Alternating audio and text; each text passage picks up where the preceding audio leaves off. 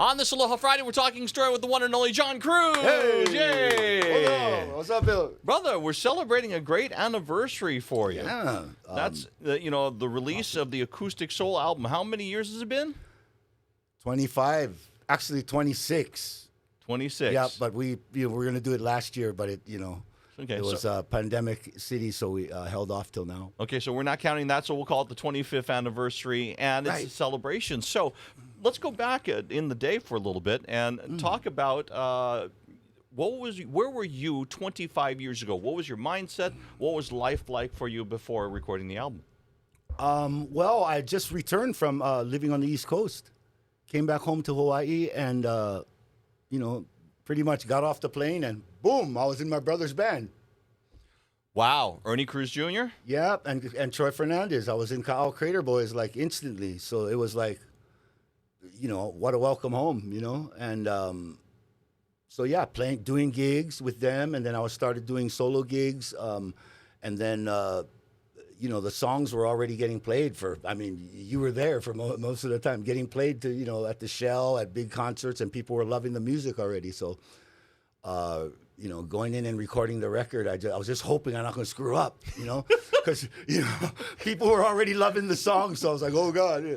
But let's go back a little bit further. Yeah. So where were you when you started writing this song, Island Style? Oh, that song. I was still living in New York City, actually, at the time. Mm-hmm. Living in New York City.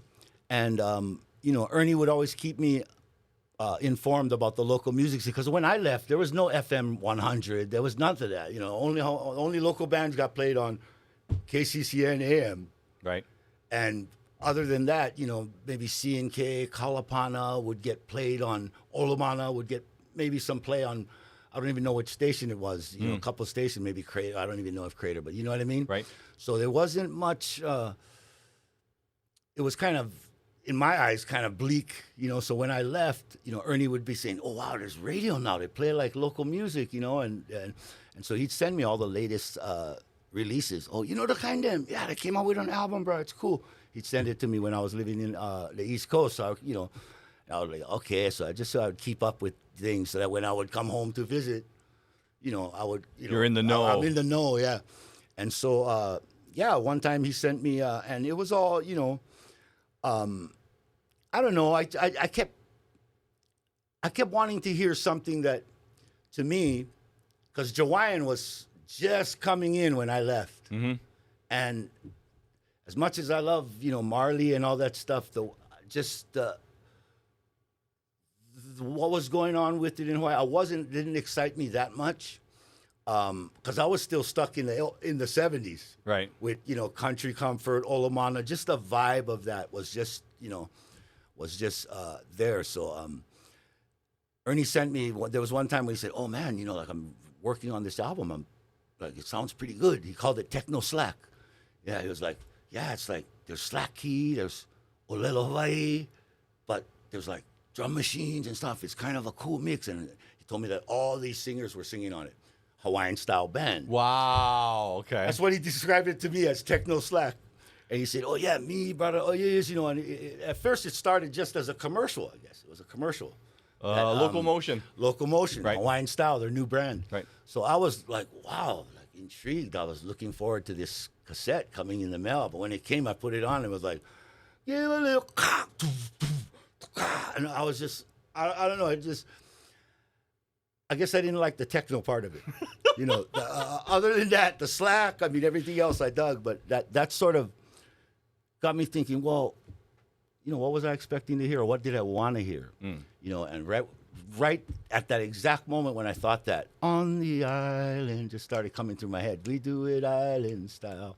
I said, that's it right there. From the mountain to the ocean, from the women to the... And that was it just like wrote itself, just about. Mama's in the kitchen cooking, just came right out. That much of it. I had that. Then, fast forward a year later or half a year later, I come home to visit to help Ernie record his album, his solo album. I was only coming home for a little while just to help Ernie record his album. Right. So I get home. 2 weeks later, I'm still like, when we're going in the studio, and when? He's like, oh, just chill out, just chill out. So I was chilling out at Ern's house all day while he would be at work. one morning, before he leaves for work, 4:30 he wake up. He's got to leave the house at about 5 in the morning to go work down the docks. He showed me this the drop C slack tuning, Right. the taro patch with the low C. Right before he left, he showed me the little. I said, "What?" Because I never really played slack key, Hawaiian style slack key. I mean, I've been playing like open tuning for blues and stuff when I was on the East Coast. He showed me the few basic licks. I was like, "Holy!" He went to work. I sat there all day playing that stuff, and because Island Style didn't have that exact feel. Right. It had a different feel, but I was all home all day doing that slack key thing with the drop C, and wrote the grandma's verse.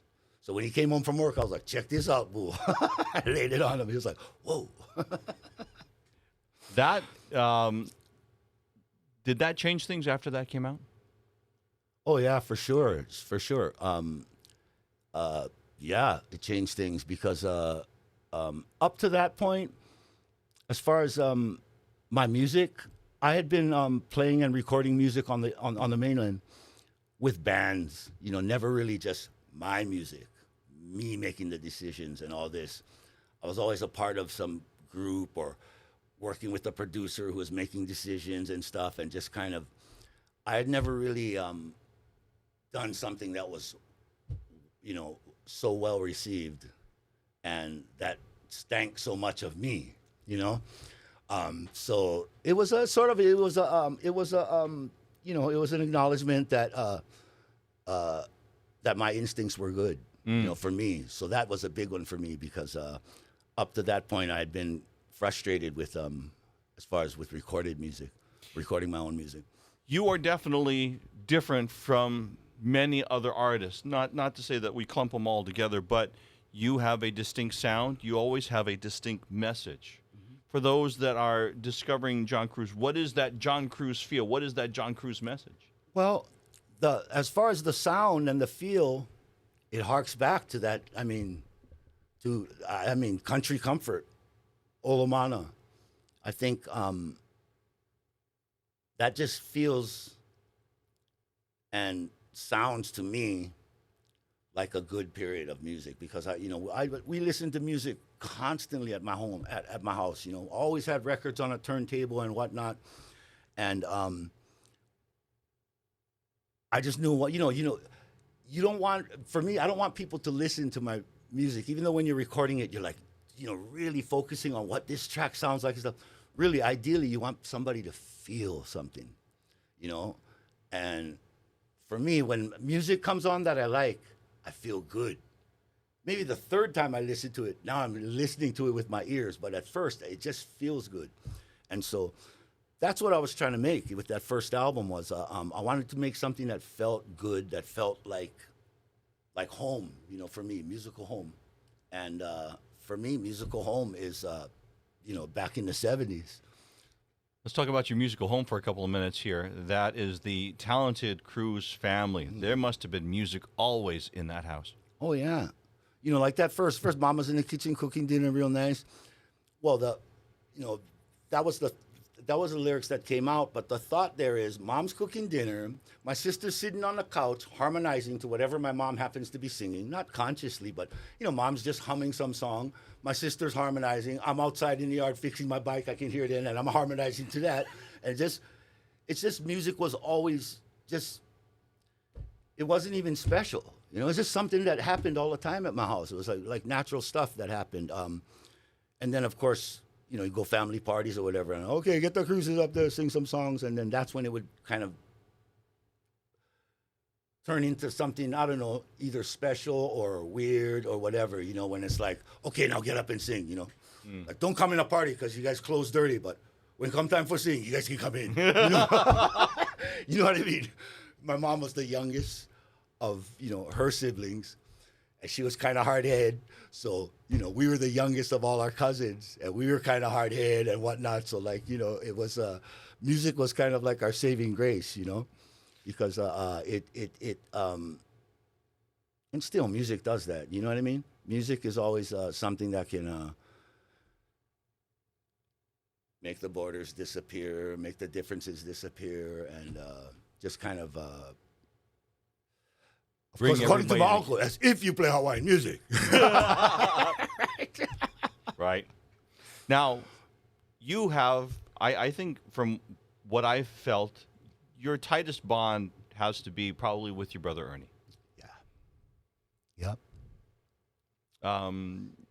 He really enjoyed what you made and what you did. Mm-hmm. And I think that you served as a mentor for him. Yeah, kind of. It's weird how things, because early on he was my mentor. You know? In fact, when I was on the East Coast, you know, I was sort of like on the reconnaissance mission. I got things set up there. I had a view of what was going on. And Ernie was on his way to come up to the East Coast. And we were going to be a team jam. I mean, we were going to take, just go. Mm. And so I got a place, I was working, full-time painting houses and stuff. I got my own place, a basement apartment, but, it would be enough for me and Ernie. And I'd already, checked out the music scene, was starting, to get a sense of what was going on. And I realized quickly that there's not that many people who can harmonize,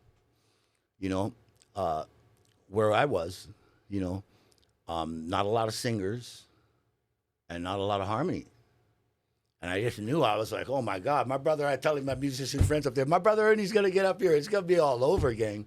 You know what I mean? Because we sang so well together. And so he was on his way. Okay, boo, jumping on a plane, heading to the West Coast. They were going to buy a van, him and his buddy, buy a van and drive to Massachusetts where I was. That sounds so Ernie. Yeah, of course, oh, what? When you guys, well, we didn't leave California yet. We got a couple gigs. We need gas money, And so, and then, he'd give me reports. I kept thinking like he's going to be here in a week, you know what I mean? Or whatever. And it would be like, oh, boo, guess what? Well, we stopped in Colorado for a little while because we met, Jim Messina, and he told us this and that and the other thing. So he never made it out east. He kind of stopped in Colorado and stopped for a 2-week gig and stayed there. And so we've talked about that, many years later, and he's like, wow, how he's like, I wish I would have just, made it out there, I wish he would have too. Things certainly would be a lot different, but it is what it is. It is. And I always look forward to coming home and playing with him because I knew it was just going to be so natural, Like one time when I came home from the East Coast, usually I'd plan to come home for a week. After 3 days, first come home, boom, sang at Ernie's house. Next day, go my mother's house or go grandma's house, whatnot. And then, go down the beach, hang out with the boys. And then I want to go back already. You know what I mean? I'm all itching to go back, to go and share what you've done with all of them. Yeah. You've got another catalog to exactly. go. And, of course, Rainbows, got to go Rainbows, Right. play lunch. And then, I'll be ready to go back east, let's go. Or, you know what I mean? But then one time I came home and there was this little bar on Algeroba Street, Celebrity Bar and Grill. Oh, yes. Little Korean, I guess it used to be a Korean bar or something. Yes. It was like a half Korean bar, half live music place. It was this little place, and they had solos and duos. And at the time, Ernie was like, yeah, boo, I play I think Wednesday nights. And it's like, yeah, Monday night is Mackie does solo. Tuesday night, Milani does solo. Thursday nights, Henry's playing solo. All of the people who I grew up, who were the guys, were playing there. And my brother had a solo gig there. I was like, wow, so couldn't wait to get home. So when I got home, I ended up staying home for 4 months. And we played there every week. I think it went up to we had maybe 2 nights a week at some point. And it was just this little hub of, singer-songwriters that were just, it was awesome. And then, of course, when we weren't playing, we go check out Henry. I think Henry played Friday nights at Mililani, Chuck's or Buzz's. No. I you know what I'm talking about? Yeah. He played Friday nights down there solo, so we'd go sit in with him or Mackie and Milani. I guess the band wasn't together at that point. It was a little period when Kalapana wasn't together. Right. So we were, it was a blast. Me and Ernie were doing our power duo. That's when I think, because I was mainly a bass player on the East Coast. I mainly played bass. So, like, that's when I was, we were doing this duo gig with me on bass and him on guitar. Every once in a while, we'd switch off, but, and I had already been writing songs up there, so we were doing some of that material and just having a blast, just having a blast. And then, eventually I went back to the East Coast. But that period of that 3 months of playing with him there, that kind of solidified, like, you're coming to the East Coast. He was like, boo, I'm coming, And, so getting back to your question, I was most close with Ernie just because my dad was a singer. Like, Ernie, as soon as, he was always playing music, but then after he graduated high school, boom, he moved up to the Big Island. He was gigging with my dad. He was gigging with Moses and George Kahumoku in a group. He was doing solo gigs. He was, like, doing what I wanted to do, So I was like, wow. And I was still, 15 or something, a junior rocker, as he would say, trying to wet my whistle. It's always neat how the two of you always look to each other and what you were doing and intertwine that. I want to ask you, you have TV show special coming up. Yeah. Tell me about that for a little bit. We wanted to do something special with the 25th anniversary. I knew we wanted to do a tour. As Ernie would call it, milking the cow. I could hear him right now. Saying it. What, boo? Milking the cow. But yeah, unashamedly doing that. I had mentioned it to a few people a few years ago, when the idea was kind of dancing around. And then Christine had told me, Yasuma, said, I'd love to work on that with you. You know what I mean? That would be a good thing to work on. So, okay. And then the pandemic kind of hit and whatnot. And so, she got in touch and she said, hey, you going to still do the tour? You still planning on doing it? I said, yeah, planning on doing it. She said, well, let me see. Maybe I could get the, Hawaii News Now or somebody to do a half-hour show, about it. If you guys can come up with some content. I was like, sure, content.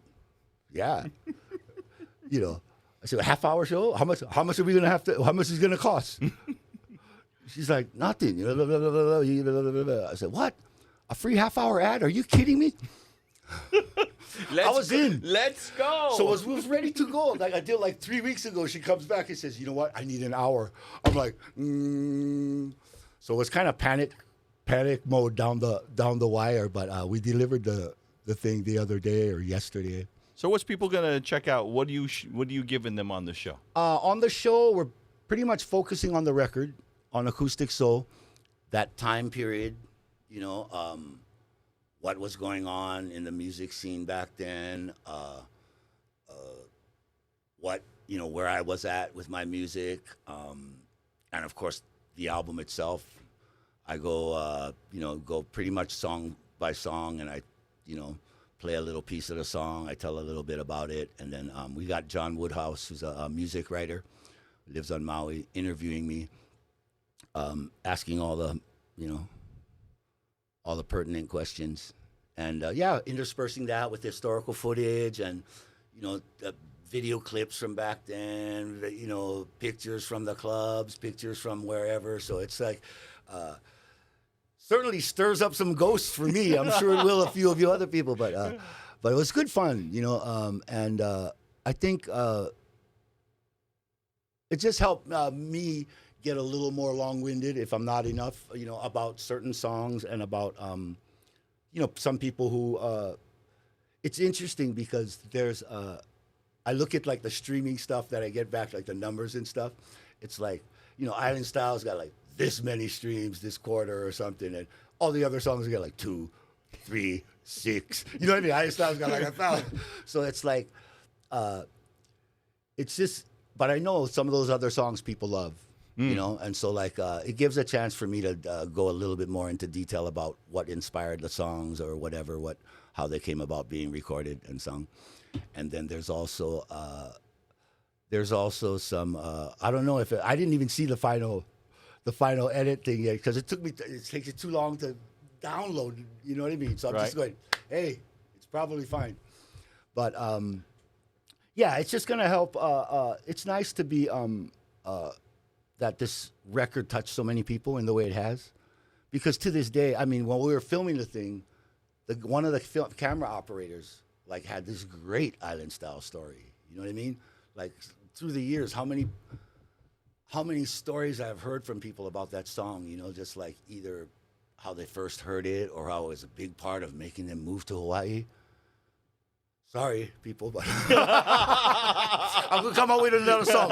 Move home. You know what I mean? I'm gonna come up with another song about how Montana is beautiful.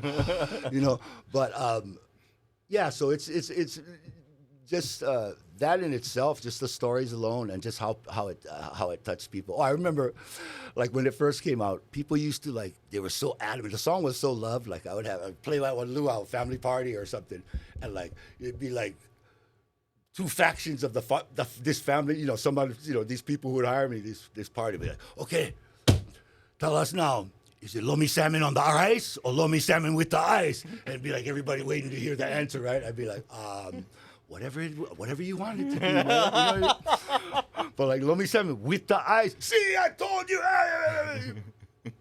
Still to this day, like, you know, people are probably schlepping lomi salmon on their rice and you're going like, oh, John Cruz. So cool, right? And the debate continues. The debate continues. Yeah. Sometimes people come up to me and go, you know, not necessarily island style, but some song. They'll be like, you know, in that song when you say this, and they'll say some line, some phrase in the song, and I'll be like, yeah. Oh, I love the song when you talk about like, what were you thinking then? And I'm thinking like, I have no idea what you're talking about. Those lyrics aren't in the song. You know what I mean?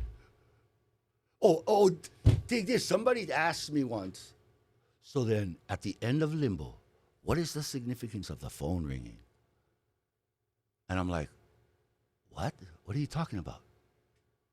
The phone ringing. I mean, because like I was thinking that has to do with, it goes into this philosophical thing about why is the phone ringing at the end of Limbo. I had no idea what they're talking about. I listened to the freaking song. I listened to the song. Finally, one day, I'm listening to this song, to Limbo. Sure enough, at the very end of the song, toward the end, there's a phone ringing in it. You had no idea. I had no idea there's a phone ringing in the song. Still to this day, I don't know how a phone could be ringing in that song. Your fans are listening so intently to your music. Have you ever heard that phone ringing in that song? I don't think so. This person was all philosophical. It probably, you know, has something to do with, you know, you're longing for this, and like that's the call that's coming in when and then of course you're making a record. You're listening so intently to the damn thing. I know every note that's played on that record because I played most of them. Sure enough, there's a phone ringing at the end of that song. I have no idea where that came from. Wow. Okay. Like you could, it's not ring. Like, you know, could have been made by a keyboard or something like that. No, it's like one of those. Anyway. Wow. Weird. What is John Cruz's life like these days? You're on the island of Maui. Mm-hmm. How is life for you? Life is great. First of all, I live up in Kula, and nobody comes to my house. Which is so awesome. I mean, I used to live on Diamond Head Road. You know, when everybody used to come to your house. Hey, I'd be sitting in my living room Sunday afternoon watching football. People who I don't know would just come walking in the door saying, "Oh, hey, how's it? I heard you on potty over here. Get the out of my house." But no, I was quite social back then, yeah. And now I'm not, which is wonderful. I have a son now. I have a 3.5-year-old son. I spend a lot of time with him, and he's awesome. Of course, I I have 3 older kids. I reconnected recently with my oldest son, Lono, and he's 21, and he has a son, so I'm a grandfather. Wow. So that is awesome. He lives here on Oahu. 2 daughters also. They're both in college in Oregon. And so that's, and I never got the chance to spend that time with them, early on in their, for most of their life. So it's awesome to be seeing what I missed out on now with my son, Zane. And I'm just having a blast, I go fishing when I like, I have a workshop that I can keep messy. You know what I mean? I repair instruments. I do little projects around the house. It's just, just like regular stuff, I mean, for so many years, it's funny, like throughout the years, because I chose the path that I chose, I would run into friends who, like we were all, that was the gang, my gang. And like wow, one of them come pulling up a brand new truck, he's doing this, he works over here, he's been working there for 10 years or 15 years, and, he got kids and all this kind of stuff. And at the time, like, I was 30, I never had kids, and I'm just like, wow, sometimes just wondering what it would be like if, to do that, right? But no regrets, you know what I mean? Because I've chose the life I've chosen, and it's been a wonderful life. And it's basically, I'm lucky because music allowed me a chance to be free, the freedom to make my own choices, freedom to make decisions, what I want to do, how I want to do it. Basically working for myself in a sense. And extend that, actually working for my fans, really, because they keep me alive. They pay my bills and stuff, People who come to shows or who continue to stream my music or whatever, those are the people that allow me to do what I do. So a lot of thanks to the people out there who have, supported my music. You, one of the main ones, big ones from the get-go. It's been fantastic, and got a lot of new music too coming out, man. Really? Yeah, there was a legal thing that went down a few years ago with my last manager. That's cleared up, and so I recorded a lot. I got a lot of stuff already recorded. I got stuff that I recorded like back in like 2008, 2009 that hasn't been released, and all that stuff was sort of in limbo because of the legal proceedings. No pun intended. Yeah. Not intended that time. Yeah. But you know what's great is that myself, my brother Ernie, and my brother Guy were the ones who mainly were diving into music full on. Right. As you know, and my dad, who did it all his life, I lost those 3. But lately, my brother Tony, who's always kind of been more on the, not. Cool. So, like, if you ever need to extend it, just hit the 30. Hit that. Yep. Got it. Have you talked to BJ yet? No. Oh, okay. I'm going to ask you about that one more time here. I'm going to ask you about. Just so you know it, 45 out of Statewide. Got it. Yep. Let me add last question. Yep. I'm going to slide you over just a little bit this way. No, the other way. Right. Yeah. There you go. Oh, yeah. Yeah. So, you've got who playing in the band with you coming up? I have myself, of course.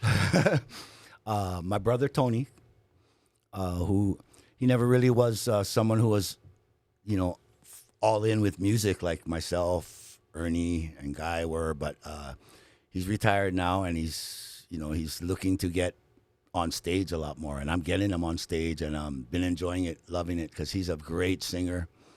Trying to get him to just experience some of the other things that he needs to work on, like singing loud enough in the microphone. He's like, "Guy, you turn up the microphone." He goes more back. Yeah. You see him, but I love it playing with him. Blaine sing. How do you like is playing also with in the band. Blaine? I love playing with Blaine. No, tell him I said that. No, because Blaine's blends with our voice. I mean, the blend of the vocals is so cool. He sounds like Ernie. You know, like eerily like Ernie. You know, I remember the first time I actually was on stage jamming with him. I was at a party. I sat in, or he sat in with me. We were on stage. We started playing some songs. I was getting full on chicken skin because it seemed to me, I didn't really know him that well, Blaine too, at that time. It was like he was channeling Ernie, literally. I was like, wow, and I just felt the whole rush. I'm looking at this guy going, this freaking young punk. Wow. After that, you know, since then, you know, soon after that, jammed with him again, got to know him, talk story with him. I had no idea that my brother Ernie mentored him. Totally makes sense. He really loved Ernie. You know, like I remember when his album first came out, I had a couple of people contact me, said, you heard this guy? You heard this guy? Fuck. He trying to rip off Ernie. And I was like, I said, he did a cover of one of Ern's songs. You know, what's the big deal about that? He thought he did a good version. But I guess people were feeling the same thing, like he's too influenced by Ernie. But no, he's not too influenced. I mean, after talking to him, I realized that when he told me he's 12 years old, 13 years old, father used to take him to Ernie's house and he said, okay, bye. See you in a day or two. Wow. So Ernie really was responsible for forming, forming part of his musical thing. And I thanks Ern for that, because it's wonderful. And you're looking forward to getting out on the road. Yep, looking forward to getting out on the road and singing these songs with Blaine and Tony, and a few special guests here and there. All right. Yeah. Happy anniversary. Yeah, thank you. Happy anniversary, baby. Got you on my... Yeah, yeah, of